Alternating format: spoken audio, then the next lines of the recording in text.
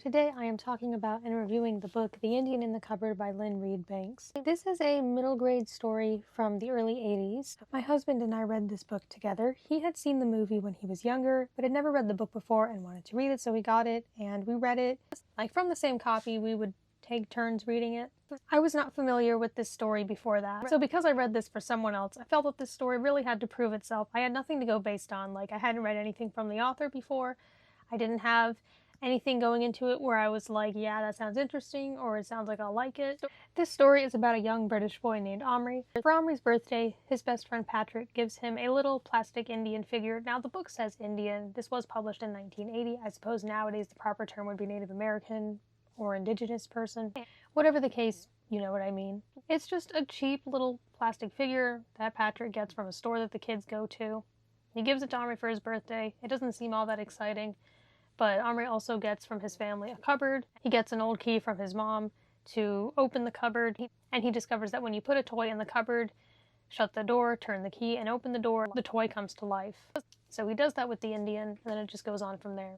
I felt that this story didn't take long to get started. I thought that it was a mysterious, curious, imaginative, creative story. It's very British. I feel like I liked the way it was written for the most part. I thought it was interesting seeing how Omri had to be resourceful and creative to make things for the Indian and how they interacted with each other, because although the Indian comes to life, he is still the size of the toy, so there are some differences there, and Omri has to keep it a secret from people, but he's not sure if he wants to keep it a secret. Like, he kind of wants to tell his friend, but then should he? How would that go? Should he tell people at school? So there's that secrecy aspect to it. It kind of reminds me of Toy Story. Ironically, the book came out 15 years before the first Toy Story movie, but the movie adaptation came out the same year as Toy Story. And I think you can gather which movie was more popular. We did watch the movie after reading this, which we borrowed from the local library, and I felt the movie was fine. I felt about the same way I did with the book. It feels so rushed after spending a while reading the book, and then there were a lot of things left out, but sometimes I'm okay with that. I found that the character of Little Bear, that's the Indian's name, was a lot more respectful in the movie. He's pretty bossy in the book, so there were some differences, but overall, I thought that the adaptation was fine. It wasn't the most faithful I'd ever seen, but it is just a fun little kid's story. I'm not sure if there's really much of a message. If there is, it's not really explicit.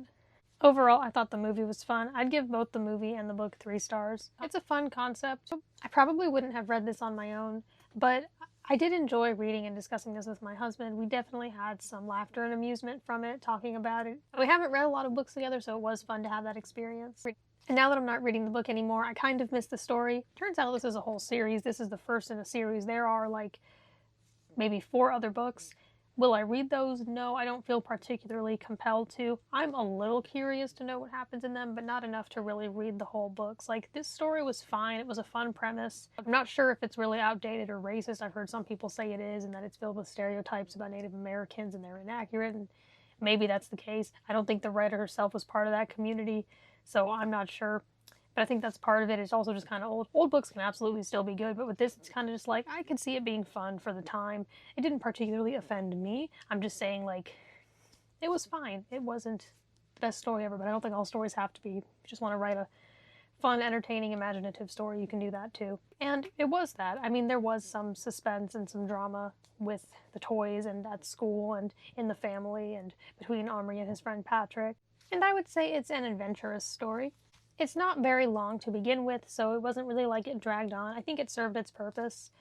Like I said, overall, I'd give it 3 stars. If you've read this book or anything by this author, I'd love to hear your thoughts. Yeah, I suppose that's all I have to say about The Indian in the Cupboard by Lynne Reid Banks. I feel like this review is pretty short, and I want to say more. I mean, I don't want to spoil it. I want this to be a spoiler-free review, so I'm just trying to think of what else there is I could say about it.